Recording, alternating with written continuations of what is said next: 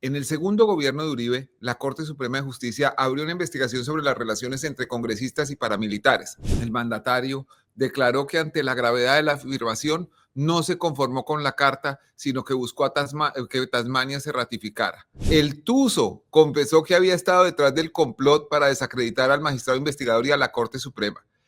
Se llama la Carta del Tuzo. No es la única vez que Juan Carlos Sierra, alias El Tuzo, ha participado en un montaje para favorecer a Álvaro Uribe. El Tuzo confesó que estuvo detrás de una carta para acusar falsamente y desprestigiar al principal investigador de la parapolítica, Iván Velásquez. En el segundo gobierno de Uribe, la Corte Suprema de Justicia abrió una investigación sobre las relaciones entre congresistas y paramilitares. Uno de los investigados y posteriormente condenado fue Mario Uribe Escobar, primo del entonces presidente y por muchos años el segundo al mando de su movimiento político. La carta, que ustedes pueden ver ya, hecha en computador y firmada con nombre y huella por el paramilitar José Orlando Moncada Zapata, alias Tasmania, quien en ese momento estaba preso en la cárcel de Itagüí, apareció mágicamente en el despacho del presidente. Como ustedes ven, no tenía número de erradicación. Nadie registró su entrada a la casa de Nariño. Simplemente fue exhibida, como ustedes pueden verla, como si hubiera caído del cielo al escritorio presidencial. El papel aseguraba que el entonces magistrado auxiliar de la Corte Suprema, Iván Velásquez, junto con otros funcionarios judiciales, le ofreció beneficios a Tasmania a cambio de decir que Álvaro Uribe estuvo implicado en el plan para matar a un paramilitar. El mandatario declaró que ante la gravedad de la afirmación no se conformó con la carta, sino que buscó que Tasmania se ratificara. Cuando un reportero acucioso preguntó por qué la carta no tenía sellos de entrada a Palacio, no hubo respuesta. Oigámoslo. Para mí no es suficiente. Yo pido la investigación a la Fiscalía cuando la directora del DAR me confirma que la persona que me envió la carta se ha ratificado en una denuncia formal ante la Fiscalía General de la Nación. Bueno, un tiempo después, José Orlando Moncada Zapata, Tasmania, el firmante del misterioso documento, me dijo en la cárcel de Palo Negro en Bucaramanga, en Palos Negros, Santander, esto. Lo que le puedo decir sobre esa carta fue que yo en ningún momento hice la carta como lo han dicho diferentes medios o como lo dijo el señor Sergio González. Yo en ningún momento redacté esa carta, porque además no sé cómo se redacta una carta. Yo solamente lo que hice fue firmar un documento que él trajo en esos días. Más tarde me di cuenta de que era una carta que se le iba a mandar al presidente Álvaro Uribe. Sergio González, mencionado aquí por Tasmania, es un abogado allegado al Tuzo Sierra y a Mario Uribe. Y aquí viene lo mejor. Óiganlo con cuidado. En una declaración bajo juramento, el Tuzo confesó que había estado detrás del complot para desacreditar al magistrado investigador y a la Corte Suprema. En el tono arrogante que lo caracteriza, dijo: la novela de la carta, cómo llegó, que salió el presidente a decir que por medio de un abogado, que yo no sé qué, que me la entregaron. Miente, la carta la mandé yo, por medio de Sergio González Mejía. En otra deposición, pocas veces el término ha estado mejor usado, el Tuzo Sierra, el mismo que hoy defiende ardorosamente a Álvaro Uribe, relató que hasta la cárcel de Itagüí llegó un mensaje del presidente, que era el beneficiario del montaje. Oigámoslo.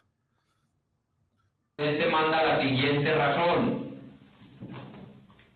A mí no me puede llegar una carta hacia el Sol de los Tamarindos por una vía así tan folclórica. Esta carta la tienen que radicar en presidencia. Entonces hay otra carta, copia, que es la que se radica en presidencia. Bueno, en el plan de elaboración, transporte y difusión de la carta montaje, tan conveniente para desprestigiar el proceso judicial de ese momento, del que decían, como del de ahora, que era una persecución política, participaron varios poderosos personajes de acuerdo con la versión del Tuzo. Óiganlo. Aparecen ya los personajes: José Obdulio Gaviria, Santiago Uribe Vélez, Edmundo del Castillo, Bernardo Moreno, Mario Uribe y el... No, ¿por qué lo cortas? Ponlo por favor completo. Ellos hacen una carta. Devuélvelo y lo dimos completo. Mario Uribe y el presidente Álvaro Uribe, María del Pilar Hurtado, Marta Inés Leal. Ellos hacen una carta, la famosa carta que lee el presidente. Bueno, semejante favor no fue gratis. El Tuzo admitió que a cambio del montaje pidieron beneficios para alias Macaco, que estaba recluido en un barco de la Armada, para alias Don Berna, que temperaba en una helada penitenciaría de máxima seguridad, y para el propio Tasmania. Óiganlo. Fragata. A Don Berna sáquenlo de Cómbita y a Tasmania pásenlo para el patio de Justicia y Paz. Cuando mandamos la carta nos mandaron la respuesta diciendo que no bájenlo de la fragata. Bájenlo de la fragata. A Don Berna sáquenlo de Cómbita y a Tasmania pásenlo para el patio de Justicia y Paz. Cuando mandamos la carta nos mandaron la respuesta diciendo que no había ningún problema. Bueno, pues ustedes se dan cuenta cómo funcionó semejante complot para desacreditar a la Corte Suprema de Justicia. Tasmania me contó que cuando lo cambiaron a él de patio, le dijeron que la orden venía de muy arriba. Óiganlo. Cuando me sacan del patio número 2 de Itagüí, que me pasan para el patio de Justicia y Paz, a mí me llegan con una orden presidencial. Es orden presidencial. Yo le dije, pero yo no he pedido ningún traslado. Y me dijo, tengo orden presidencial, me lo hizo un teniente. En ese momento estaba el teniente Franco, encargado de la cárcel. Esa orden me sacaron el 1 de octubre a las 9 de la noche. Yo le dije, no, listo. A Moncada Zapata le quitaron esos privilegios de estar en un patio mejor. Tan pronto él declaró que no era cierto lo que se afirmaba en ese escrito. Duró hasta que yo decidí contar la verdad con respecto al montaje de la carta.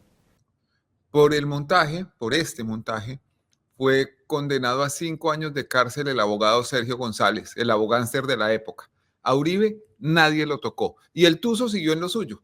La semana pasada fue testigo a favor de Uribe en el juicio al expresidente por fraude procesal, soborno y soborno de testigos en actuación penal. Su declaración llenó de orgullo al acusado, que no ha parado desde ese día de mostrar esta declaración como la mejor prueba de su inocencia.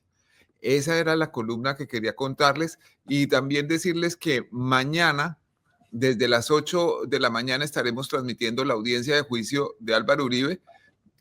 Va a ser un día muy interesante porque es el turno de declarar de Salvatore Mancuso, el ex jefe paramilitar.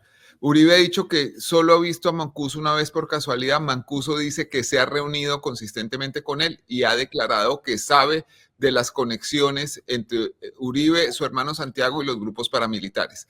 También ha dicho Salvatore Mancuso, ha invitado a Álvaro Uribe a unirse, le ha dicho que ya que fueron aliados en la guerra, ahora lo invita a que sean aliados en la paz. Por supuesto, es una declaración que todo el país espera y que mañana tendremos en el juicio a Álvaro Uribe. ¿Cuál crees que es el enfoque de traer a Mancuso, Dani? No lo sé cómo va a encajar eso en la teoría del caso de la Fiscalía, pero es un testigo citado por la Fiscalía. Dani, ¿desde qué horas para verlo en tu canal de YouTube? Desde las 8 de la mañana estamos transmitiendo, yo creo que a las 8:30 va a empezar. Ok, y a las 8 ya empiezas a transmitir tú. Sí, señor. Ok. Es el canal más visto, para todo el mundo está sintonizándote a ti para ver el juicio a Uribe. ¿Has visto? La referencia de todo eso es por ahí, es una locura, es un fenómeno. Sí, es una maravilla, es una maravilla. Le quiero agradecer a la gente por su confianza. Con esfuerzo del equipo, con Jonathan, tratamos de tener contextualizado, mostrar las grabaciones, mostrar por qué una pieza encaja en la otra. La gente tiende a pensar que que el testimonio que se está tomando es algo que va solo, que va aislado, y resulta que eso va ligado a otra cosa. A veces uno no entiende por qué le está preguntando la fiscalía o la defensa algo a un testigo, pero esto va ligado a una prueba técnica que va a salir más adelante, en donde probablemente la credibilidad del testigo va a quedar impugnada, y todo eso hace que sea muy interesante seguir el juicio y darle contexto permanentemente. ¿Cuántas horas en promedio dura cada una de estas sesiones? Pues empieza a las 8:32, 8:33 generalmente, y la que ha llegado más tarde estuvo hasta las 7 de la noche, pero en promedio duran 9 horas y media.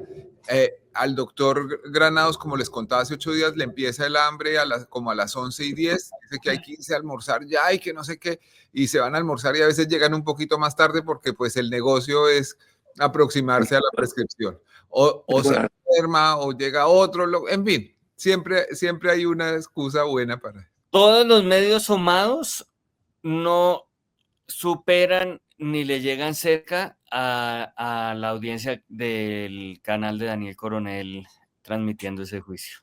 Es una vaina, es como un fenómeno, es para estudiar, pues, muy bien. Sí, pero es que imagínense tanto tiempo que llevo trabajando en este caso y escribiendo columnas, a veces aburriéndolos a ustedes con eso, pero no he querido mover el dedo del renglón, porque pase lo que pase en materia judicial, hay unas evidencias que los colombianos tienen derecho a conocer y a formarse su propia opinión sobre esto. El periodismo no tiene entre sus metas que la justicia opere. El periodismo no es una rama auxiliar de la administración de justicia.